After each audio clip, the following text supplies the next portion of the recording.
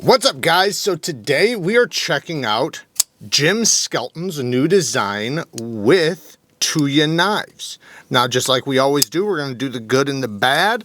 You know, what I like about it, what I don't like about it. Now, if you remember, he did the Kaladin, which I believe dropped just now or is about to. This one just dropped, so you can get these. There's new versions of this one.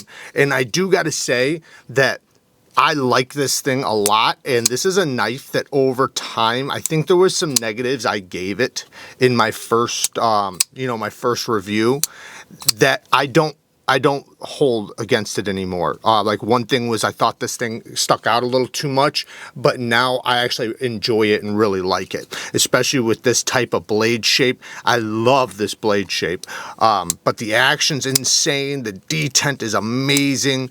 The fit, the finish, all the good stuff. I didn't have many negatives, but I just want to say, like, things kind of grow on you over time, and I've learned to appreciate some of those things. Now, this one is obviously a Tanto, but is somewhat of I would call it a clip point Tanto. I love this swedge. I think the blade looks nasty, aggressive. We have S90v with a hollow grind, flat grind, and then the swedge is a flat grind. Titanium frame lock with the inlays on both sides, which I do really like. A lot of people hate when it's on one side. I'm okay with it being on one side, but I do prefer it to be on both. Titanium milled pocket clip, plenty of spring. That's a good clip, I can already tell. The back spacer does have a hidden lanyard pin back there. You'd probably have to take off the scale to use it, but whatever. Flipper, the flipping action, really good. This thing has insane flipping action. The flipper tab is just leveraged up really high, so you have a great placement or a great leverage point to really not even build up pressure for the detent, because all you have to do is break it, so it just naturally has, a lot of leverage. But then if you want to, you can load up and really, really hammer it out. The drop, very, very smooth. You can tell it's definitely on ceramic caged bearings. I don't think they're multi-row, but it's very, very smooth. Now, as far as the blade geometry and cutting and everything, I haven't tested it like crazy. I've only recently got it, and I wanted to get this video out because, they did drop.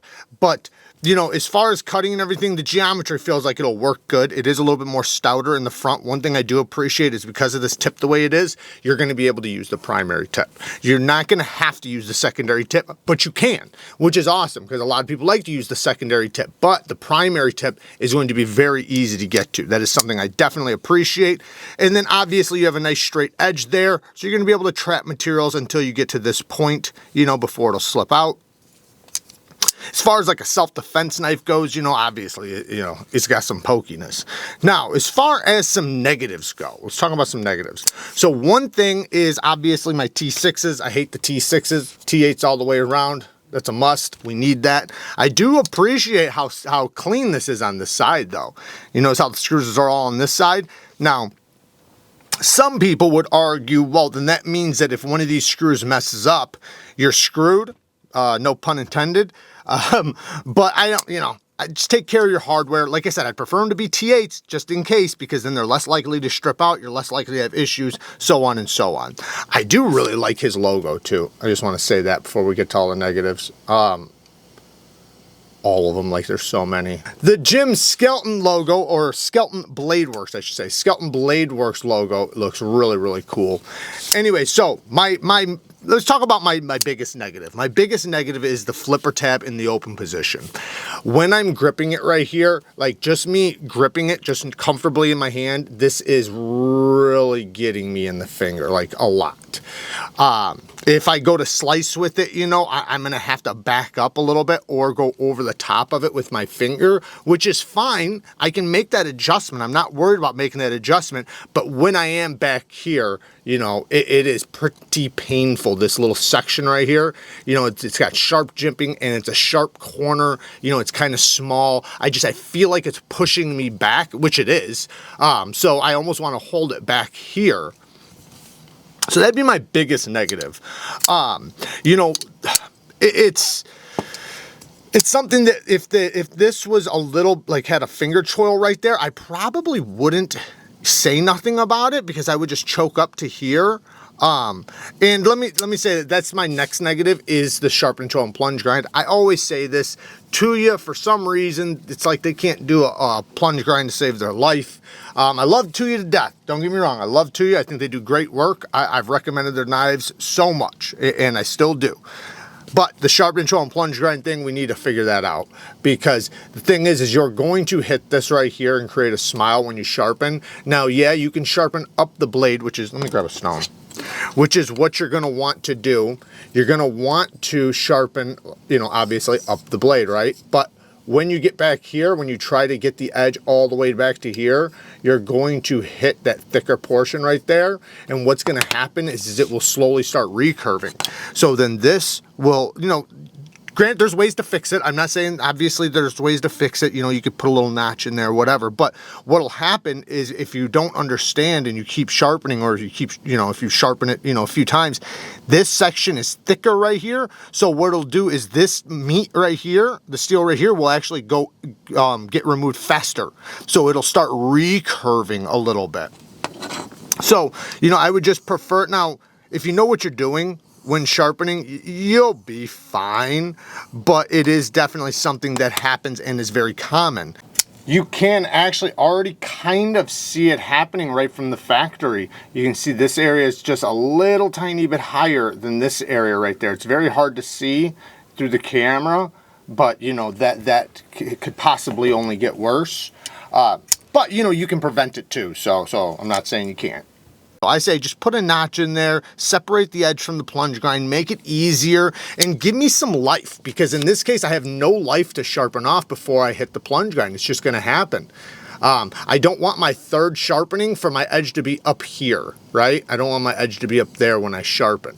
So, you know, and what if I have to remove a bit of steel? What if there's a burnt edge? What if I chip it?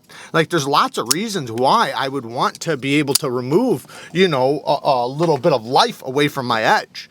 You try not to, right? You try not to, because that is the life of your knife. But, you know, it is still, you know, sometimes a possibility.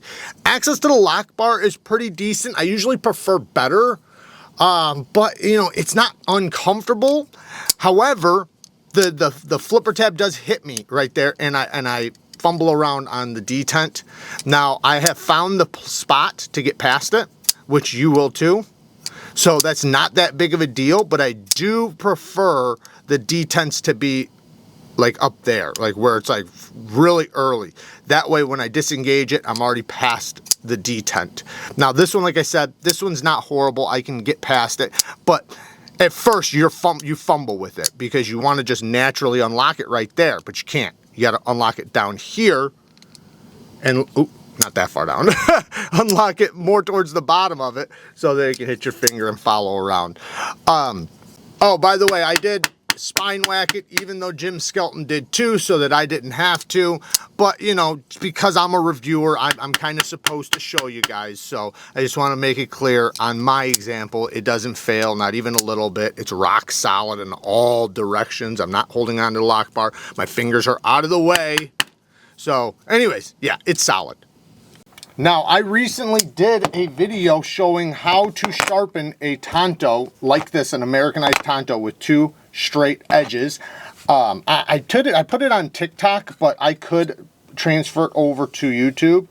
But, you know, just to make it a quick and easy, you just treat this like two edges. So you sharpen this edge, then this side, meaning this is one knife, this is two knives. After you're done with this side and this side, go to the front end. And you don't want to remove too much steel from any one portion because you don't want this to move, the secondary tip. If you sharpen too much here, the secondary tip will move. If you sharpen too much here, the secondary tip will move. So you want to make sure it's even on all sides, you know, and you keep an eye on that. But you just basically do one side, then the other, then this side, and then go back, you know, through the same process with your next stone. All in all though, you know, I like the style of the knife. I do like the style of the knife. I do have, you know, a handful of negatives. I'm not sure if those will get worse or better over time, you know, with me having it. But, you know, it is a great knife. It's solid. You know, it's built very well. You know, obviously I have my little nitpicks. I do like Jim Skelton a lot. I think he's an awesome guy. I've had him on even on my lives, and he does have a YouTube channel. I'm sure I've already showed you guys that in this video. Definitely go and check that out. And he's a custom knife maker. Not sure how much custom knives he's doing at the moment, but he does make custom knives, and he has some amazing work. Anyways, there you guys go. Work hard, stay tough. Until next time, peace.